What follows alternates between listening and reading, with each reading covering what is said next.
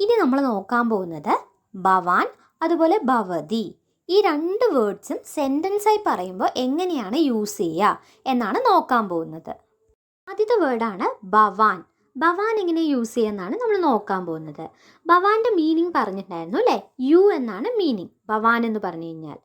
നമ്മുടെ മുൻപിൽ ഒരു പുല്ലിംഗ ശബ്ദം നിൽക്കുകയാണ്. അപ്പോഴാണ് നമ്മൾ എങ്ങനെയാണ് യു എന്നതിന് പകരം യൂസ് ചെയ്യുന്നത്. സാൻസ്ക്രിറ്റിൽ ഭവാൻ എന്ന വേർഡാണ് യൂസ് ചെയ്യാമെന്നും പറഞ്ഞിട്ടുണ്ടായിരുന്നു. ഇപ്പം നമ്മളുടെ മുൻപിൽ ഒരു കുട്ടി നിൽക്കുകയാണ്, ഒരു ആൺകുട്ടി നിൽക്കുകയാണ്. ആ കുട്ടിയുടെ പേരാണ് സുധീരഹ.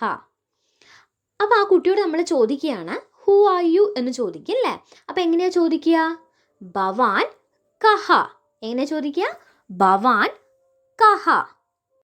അപ്പോൾ സുധീരഹ എന്ന് പറയുന്ന ആ ആൺകുട്ടി എങ്ങനെയായിരിക്കും മറുപടി പറയുക?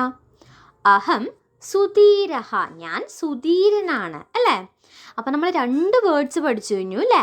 ഭവാൻ അതുപോലെ അഹം. ഈ രണ്ട് വേർഡിൻ്റെയും മീനിങ് നോക്കി അതെങ്ങനെയാണ് യൂസ് ചെയ്യാമെന്ന് നോക്കി. അടുത്ത വേർഡാണ് ഭവതി. ഭവതി എന്നുള്ള വേർഡ് നമ്മൾ പറഞ്ഞിട്ടുണ്ടായിരുന്നു അല്ലേ? സ്ത്രീലിംഗ ശബ്ദം നമ്മളുടെ മുൻപിൽ നിൽക്കുകയാണെങ്കിൽ യു എന്നതിന് പകരം സംസ്കൃതത്തിൽ യൂസ് ചെയ്യുന്ന വേർഡാണ് ഭവതി.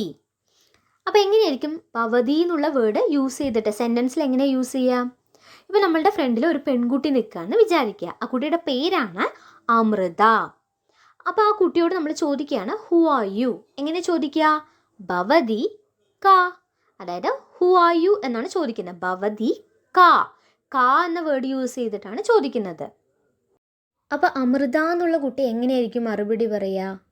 അഹം അമൃത അല്ലേ? അഹം അമൃത.